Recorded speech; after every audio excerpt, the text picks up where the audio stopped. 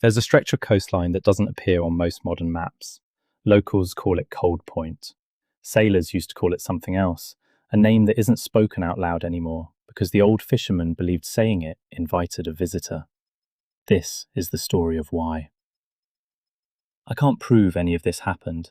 There's no official report, no newspaper clipping. That's the nature of a legend. It survives because people keep telling it. But anyone who grew up in a fishing town on this coast heard some version of this story before they were 10, and they still don't go near the water at Cold Point after dark.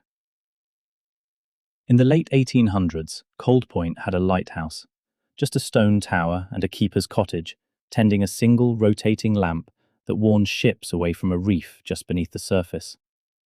The reef had a nickname, the Widowmaker. It had claimed ships for 200 years before the lighthouse went up. The job of keeper went to a man the town barely knew. He'd arrived a few months earlier, kept to himself, and asked for the position when the previous keeper retired inland. He was good at the job, meticulous. The light never failed. Ships stopped wrecking on the reef. For 3 years, Cold Point was the safest stretch of water on the coast. Then the fishing boats started coming back short-handed.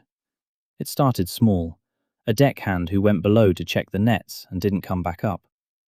The crew searched the boat top to bottom and found nothing.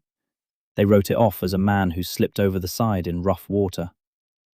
Then it happened on a second boat, then a third.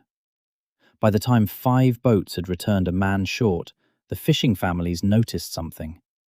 Every boat that lost someone had passed close to Cold Point that same night, using its beam as a bearing marker in the fog. So they started keeping their distance, adding hours to their route rather than passing near that light. And that's when the keeper started rowing out to meet them. He'd row out at dusk, alone, and offer to guide boats past the reef personally. Save them the detour, he'd say. The water's calm tonight. Most crews took him up on it. He was the keeper, after all. The boats that accepted his guidance came back short-handed more often than the ones that didn't. Not every time. That's important.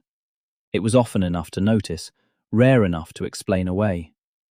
One deckhand, years later, gave an account before he died that's become the closest thing this story has to a primary source. He said the keeper had a way of finding the newest man on the crew, the nervous one, the one still learning the ropes. He'd asked that man specifically to help check something at the stern, away from the others. That man was the one who didn't come back.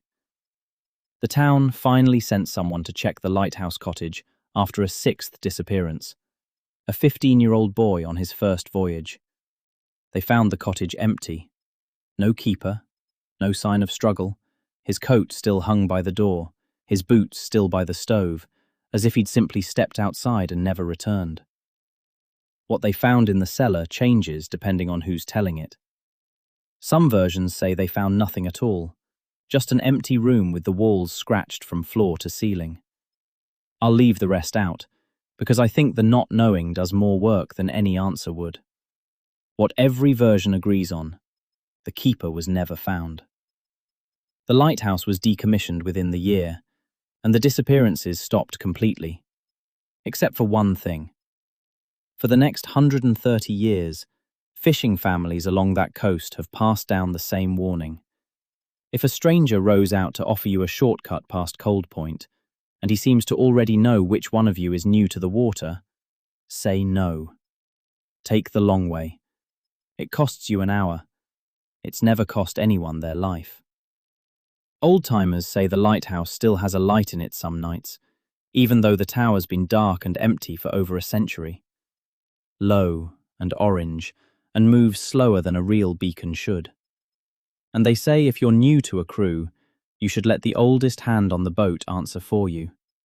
Because the keeper, they say, only ever wanted the ones who were still learning to say no.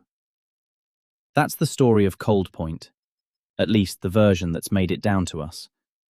If you've heard a different version from your own coastline, I'd genuinely like to hear it in the comments. If this kind of story is your thing, there's more where this came from. See you in the dark.